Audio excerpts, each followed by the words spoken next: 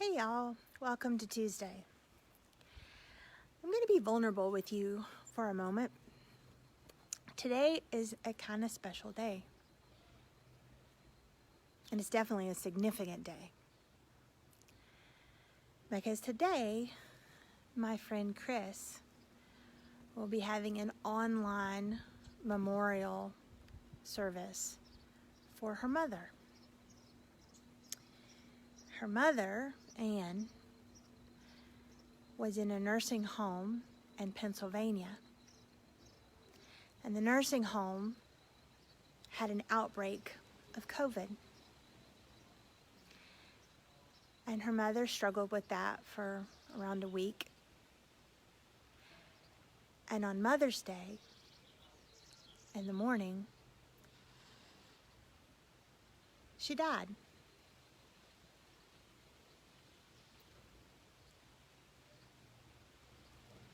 And so today, later today, I will be sitting on a Zoom call, grieving with her, loving her through the medium that we're all getting increasingly familiar with, wishing that I could bring her food or give her hugs. And that's not the only story of someone dear to me. I have another friend, Belinda, who's in Tuskegee, Alabama. She's the principal of Booker T. Washington High School. She does incredible work to help those children there who often come from socioeconomically disadvantaged homes. And Belinda herself had a socioeconomically challenged childhood, but she overcame. A lot of her family members, about 19 of her family members, were at a funeral near Albany, Georgia. They got COVID,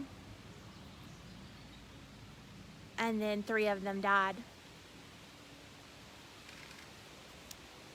Just because we're in Bishop doesn't mean that we're immune to these stories. Granted, praise God that those stories weren't right up the road, although here in Inyo County we have 1 death from this disease. But certainly there are people who are very dear to my heart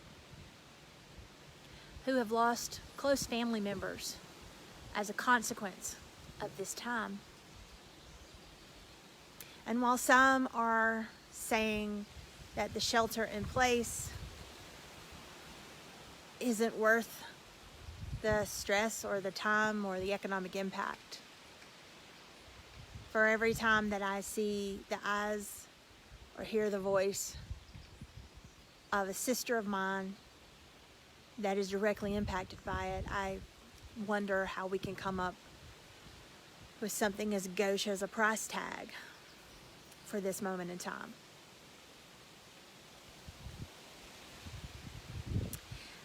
I am working right now on how to start conversations with the church where we can do no harm and where we can do good and we can stay in love with God. And yet I realize people are in grief and people are processing way too many things. And the grief is complex and they're working through their things, and we're not always patient with each other as we do that. And there are whole sections of our community that are saying because it hasn't hit us in this way, because we're not having these problems, that means that we're immune to it and we're not going to have these problems. It's overblown.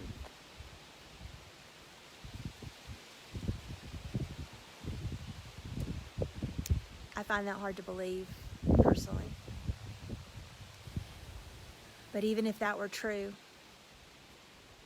even if you just saved 1 life or even a handful, how many lives does it take for it to be worth it? If you can be creative and you can be neighborly by thinking of your neighbor first instead of yourself, how is that anything but Christian?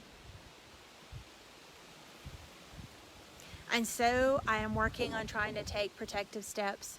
Yes, you're supposed to do it because the governor says so, and the county says so, and the health officials say so, sure. But I'm also doing it because it's the right thing to do. How is it a bad thing to protect your neighbor from whatever you're carrying around? If it's COVID, if it's a cold, if it's the flu, if it's some sort of stomach bug, how is that a bad thing to be conscientiously protective of one another? Now, I don't believe this is overblown. I believe that our actions have stopped the curve. I believe that. But even if I didn't, how is that a bad thing to take the precautions, to not share your germs with the people around you? How is that anything but good? People that are walking around the stores and stuff that don't have masks on, what are you saying to your neighbor about your level of care and protection for them? Not just from COVID, but from whatever. What level of care and protection, what statement are you making to people that I love you by wearing your mask and by taking the precautions? What if we stopped a whole mess of communicable diseases by just taking these precautions and by learning how to be thinking about our neighbor and the way that we interact in community differently? What if that kind of new normal protected the health of everybody? What if people who were immunosuppressed didn't have to hide in their houses because they knew that we cared so much about them, that we were going to put their needs at least as high as our own? What if we could radically rescript our love of neighbor, and it became less about my freedom to breathe and cough and do wherever I want, and more about my responsibility to love you and care for you, see about you and protect you at least as much as I'm protecting myself? I think Jesus said a few things about this, loving God and loving your neighbor as yourself. But what if this moment was a radical redefinition of what it means to put others on par with how we think about ourselves? What if we were less individualistic and more community-centered? What if we took the lessons of our grief and transformed them into a grounding and a new vision of what we can be together? What if we took the losses of Chris's mom and Berlinda's family members and used those losses to say, not one more, not on my watch. To whatever extent that I'm capable, I'm going to see about taking care of you, nurturing you, and empowering you to be the most and the best that you can be in God. What if we saw this as less about the things that I can't do and the more that we can do together by being thoughtful, taking precautions, washing our hands, which we should have been doing anyway, people. We should have been doing it anyway. But we weren't. Now we can.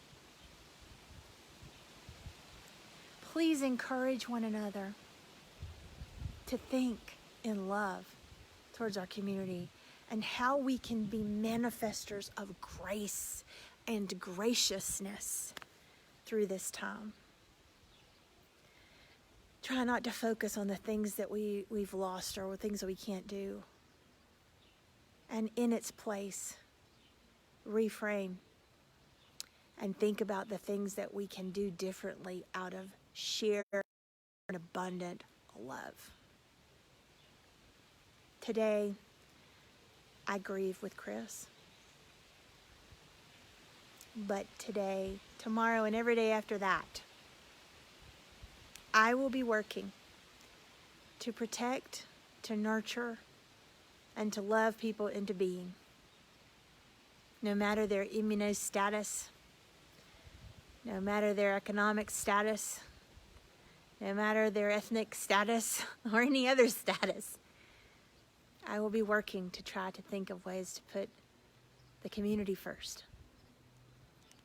I may be coming up with some radical ideas, but know that at the heart of it is a sincere love and protection for my neighbor and for you. Will you join me? God bless you.